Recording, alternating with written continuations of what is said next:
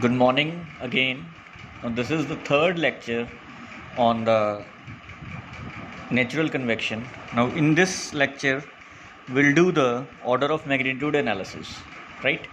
We'll taking the same vertical flat plate problem, and we know this is when you have the T infinity greater than T W, right? So here the temperature is more and here the temperature is less. So the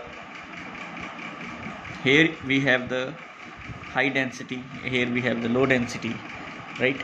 So this pushes it down, so we have the velocity like this and the temperature profile is like this.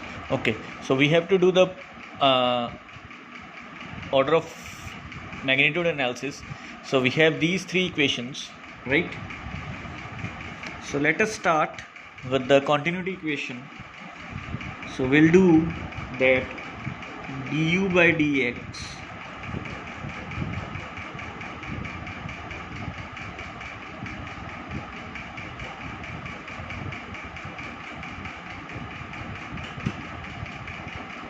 plus dv by dy is equal to 0, right? So this is order of the magnitude of uc by this delta t. So along this x, we have the boundary layer thickness, let it be delta t, because we are considering the thermal analysis, so we're taking as this delta t, and this is vc, and this y will be the length of this vertical plate. So let this be the, we'll say the L, right? So this will be the L. So we can write it as that this this will be Vc by delta T by L, right? As they both are of same order of magnitude, right? So this is about the continuity. So before going to the momentum equation, let us first solve the energy equation, right? And then we'll move towards the momentum equation. So it is u dt by dx plus v dt by dy is equal to alpha times d square t by dx square, right? As u is uc, dt is delta t by x is, right? So we'll write this as vc delta t by L, as this is equal to vc delta t by L. So this will be vc delta t by L, delta t by this. So we have same magnitude of analysis, right? Will be equal to alpha. So this is delta t and x is delta t square. So we can write it as vc delta t by L is alpha delta t by delta t square, which can be written as vc as alpha L by delta t square, right? So this relation is important, we'll use it in the your momentum equation. So right now, coming towards the momentum equation, so let me write this momentum equation as u dv by dx plus v dv by dy will be equal to mu d square u by d x square plus g beta t minus t infinity, right? What is this? This is inertia force, right? This is viscous force, and this is the buoyancy forces, right? So as this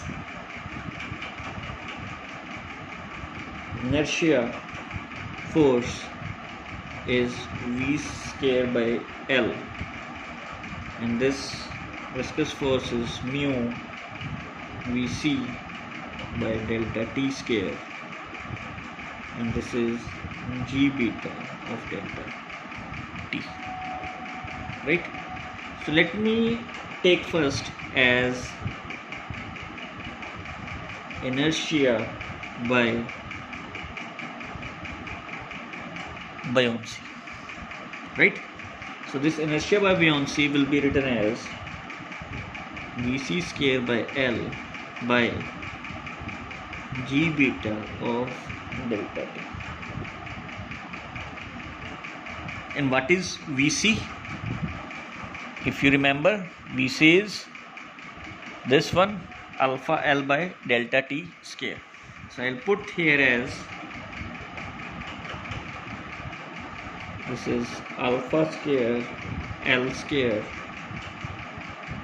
by delta t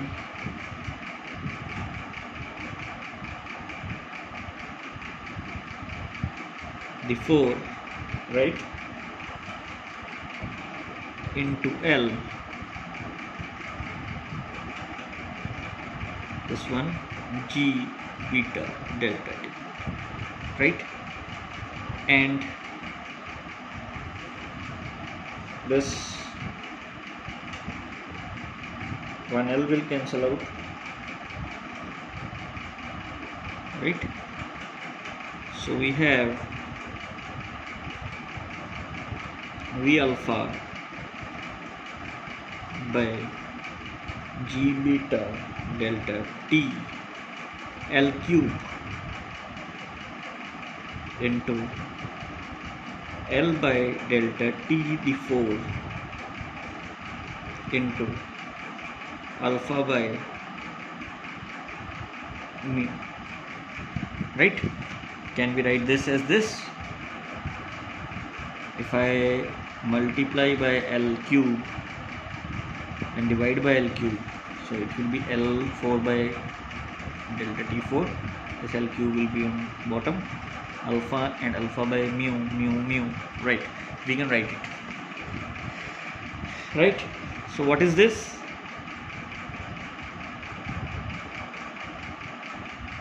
This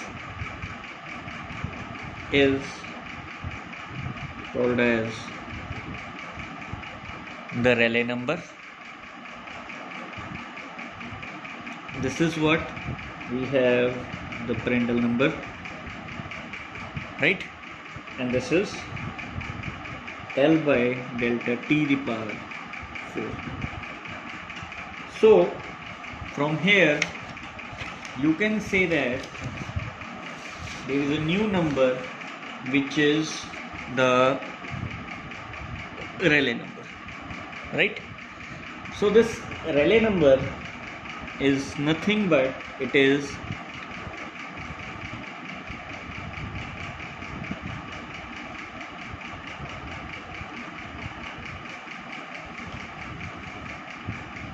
nothing but it is g beta delta t L cube by mu alpha, right? And if I rearrange it, I can write this as this, right? And what is this? This Rayleigh number is a function of the Grashoff's number into the Prandtl, right? So this is the most important, because somehow the many correlations will have this Rayleigh number instead of Grashoff's number, right?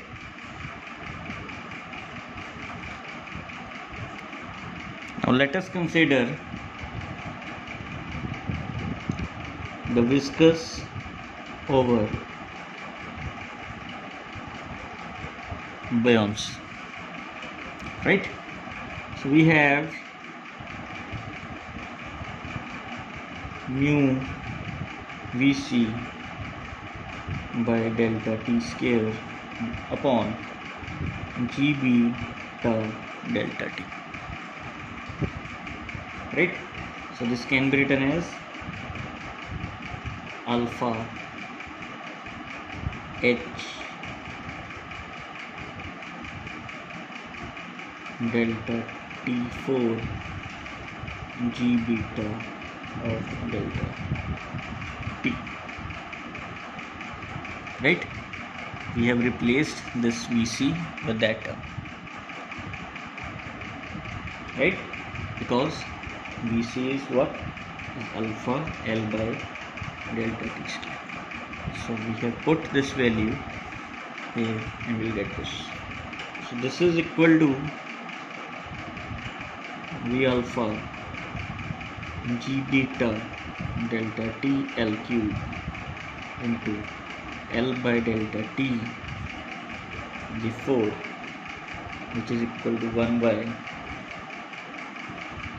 Rayleigh number L by delta T G4, right? So here if you see this, the Rayleigh number is the order of magnitude of the power 4, right?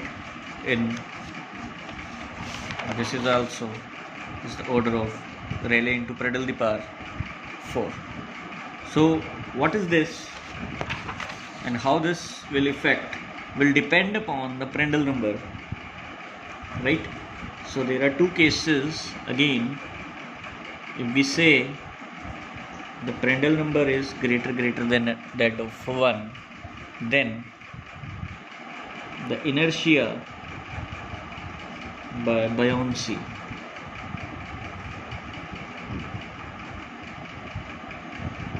is less than that of viscous by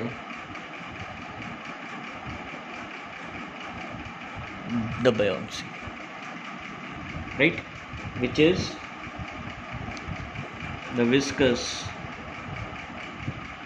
is a order of buoyant force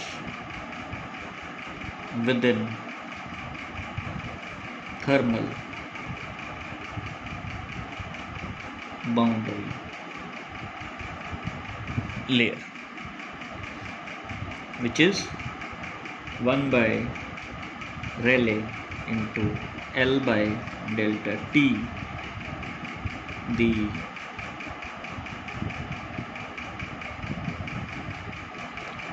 four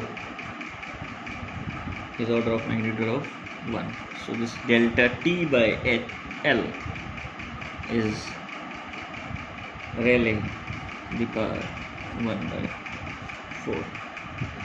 So in this case, if Prandtl number is much greater than that of this, then this delta T is this.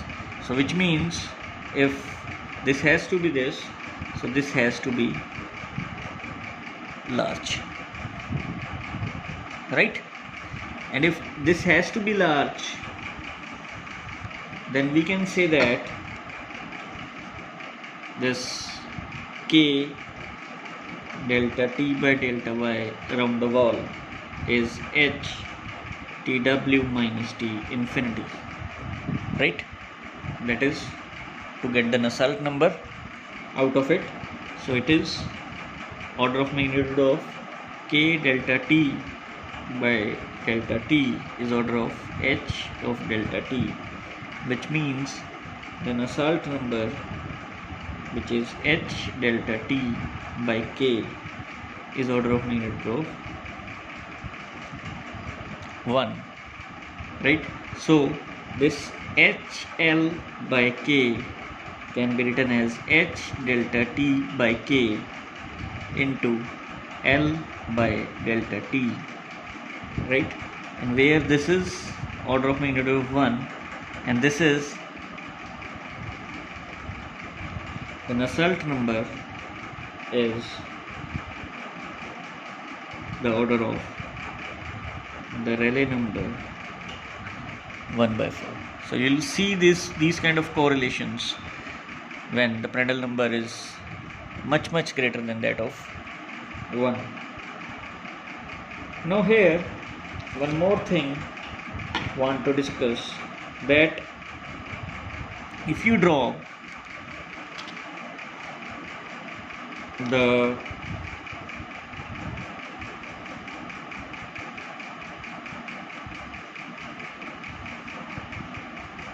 graph, right? So this is what you get, the velocity components along this x and along this y will be having this thing where this value will be equal to Vc, right? And this temperature distribution will be somehow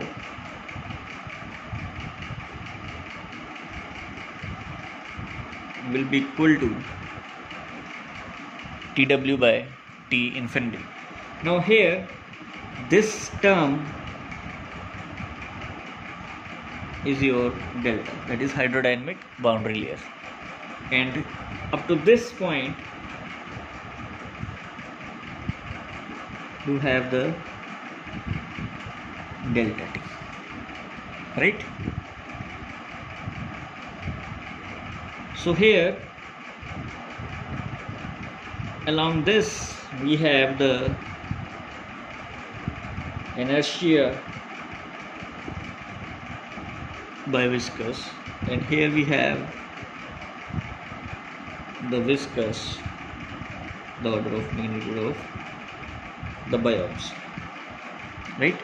So along this side we have the viscous force, which will have the more effect with respect to the buoyancy, and here the inertia will have with respect to viscous. So this is the velocity vectors in this case. Now here along this, once it exits the thermal boundary layer, still the fluid will have a motion and it will come to rest with a certain value of this delta, right? So from this concept you can say that the Vc by L square is mu Vc by delta square, right? Because inertia is equal to viscous.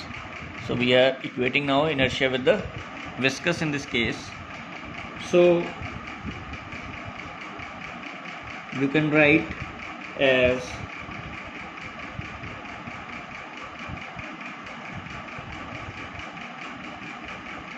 this inertia is V square by L and this viscous is V by delta square. So this Vc will be the order of mu L by delta square,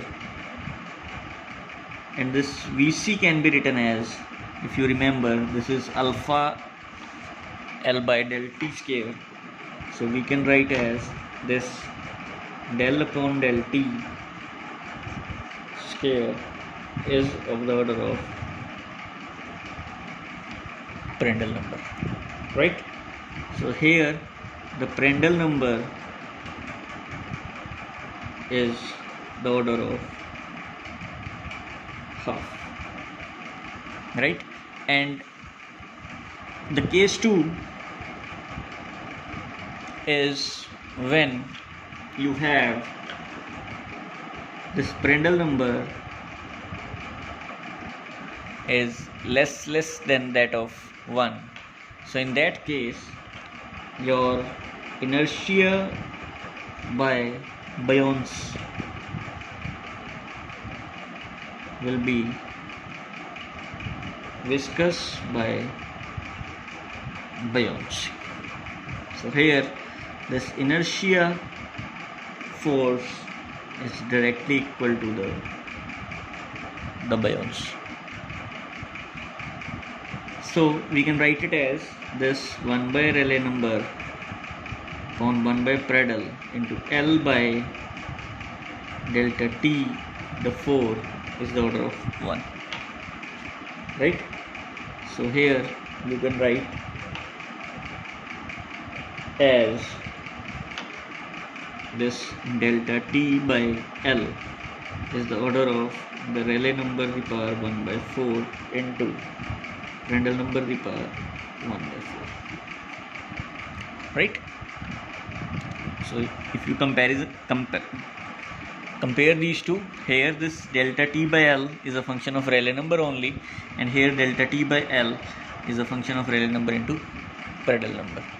So this, when Prandtl number is very high, you will get this kind of a graph, and when this, so the Nusselt number here will be,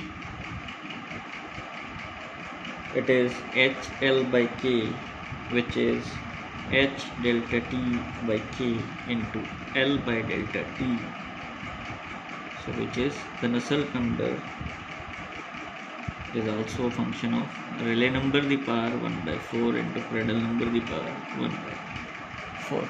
Here the Nusselt number is a function of Rayleigh the power 4, and here it is a function of Rayleigh the power 1 by 4 into Prandtl number the power 1 by 4, right? So here if you see this, you will have again the velocity, and it will go down to 0, right? So here you will have delta T, and here it will be TW. So this is your VC. So here, now this is your delta T, and same as that of delta, right? But here, let me draw this velocity, right? Now here in this, you will see that you will have one viscous layer, so where the viscous force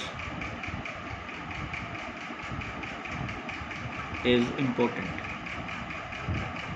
So due to this viscous force, you will have this delta V here, right? So here the viscous is order of the magnitude of the buoyancy. So we'll write this V delta V square is G beta of delta T, right? Which can be written as alpha L delta T square into delta V square, which is of the order of G beta delta T, right? Now we can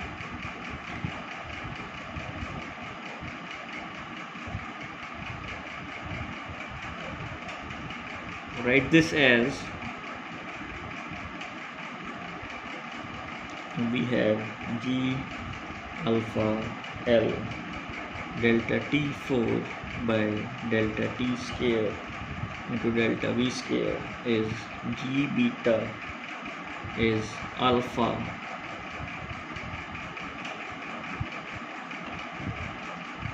L by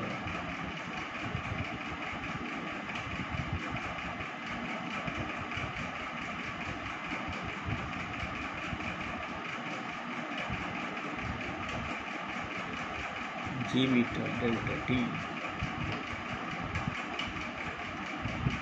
which is delta T4 is the order of alpha square L by G beta delta T. Let me check once. Make it is a delta T4. So yes. So here you can check that this delta T by delta V, the square, is the order of alpha by mu, which is the order of Prandtl number. So this delta V by delta T is the order of Prandtl number because of, right? So to get the profiles, you will use the polynomial as we do in the forced convection for the temperature as well as so that. So you can do the analysis also, but this is somehow we get the brief picture what kind of correlations we are getting in these kind of situations, right? So in the next lecture we'll do the correlations and we'll do certain numericals also based upon different types of situations based upon the natural convections. This is the physics behind the natural convection, right? You can also do the integral calculus to find the accurate values of these kind of correlations as we do in the forced convection, but we'll do directly the correlations now of the natural convections. Thank you.